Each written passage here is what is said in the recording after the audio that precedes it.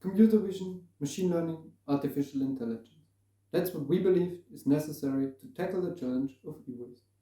However, during the work on the challenge, we realized that it's actually not necessary. We are Team MMR of the UAS Technikum in Vienna, and let me introduce to you why we believe that. We worked on the challenge with an IRB 1200. As many other industrial robots, this robot did not provide any force feedback system. So unless the robot directly crashes into the table or another object, it does not realize something is wrong. This required our image processing to send very precise, reliable positioning and orientation of the work object to the robot. However, despite our best efforts, we were not able to achieve this just by image processing. We tried different 2D and 3D approaches, but were not able to achieve this repeatability that we needed to safely run the trials. Therefore, we decided to tackle the challenge with a more trivial approach, if you wish. We took an end stop from an old broken mouse, so only basically recycled e-waste during the challenge, and mounted it onto the gripper. Now we receive a rough position and orientation from the image processing and send this to the robot, which will be used to create a work object. So, Kevin, why don't you explain how this works? Thank you. Yes, I would love to talk about our approach on detecting objects, like the taskboard that we have received. So for each one, we need the robot to move to a certain position, the snapshot position, at which we take a picture of the object at its current position to make sure that we always have the same reference to the robot system.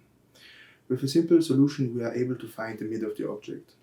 So we start off with creating a black and white image of the picture, and then using the edge detection function of MATLAB to detect all edges within our picture.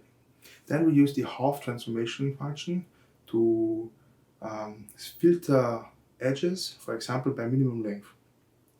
This enables us to find the two longest edges within the picture. For example, on our taskboard, this would be the two longer edges of the rectangular shape.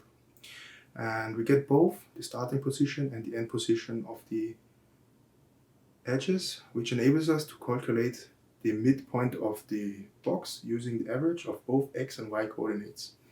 And using the position of our camera, we can calculate the mid position into the robot coordinate frame, which then gets sent back to the robot. Thank you, Kevin. With this data, we can create a work object. In this work object, we have 3 positions saved. The robot moves to each of these positions and searches for an object.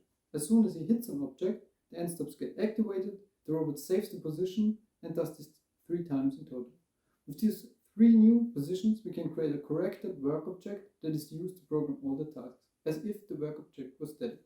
As you can see right now in the Bring Your Own Device demo, the robot has touched all the points and is starting to act out the tasks. We wanted to show you that our solution is not only transferable to rectangular black remote controllers, but also to different shapes such as this camera, which we are luckily standing around after filming a 10-minute video. Of course, this would have been possible way faster, but it was late at night and we did not want to risk the camera of our vision expert. So this task is basically done in manual mode and therefore a bit slower than it could have been done. So much for the demonstration video. Because of our approach, most of the tasks ended up as simple pick and place tasks. Therefore, we are only going to talk about the battery case, as it gave us the most trouble and needed some modification. In order to open the case, we designed a small notch at the bottom of the gripper, which allows us to unlock the lid and safely remove it. We used the same notch to remove all of the other batteries.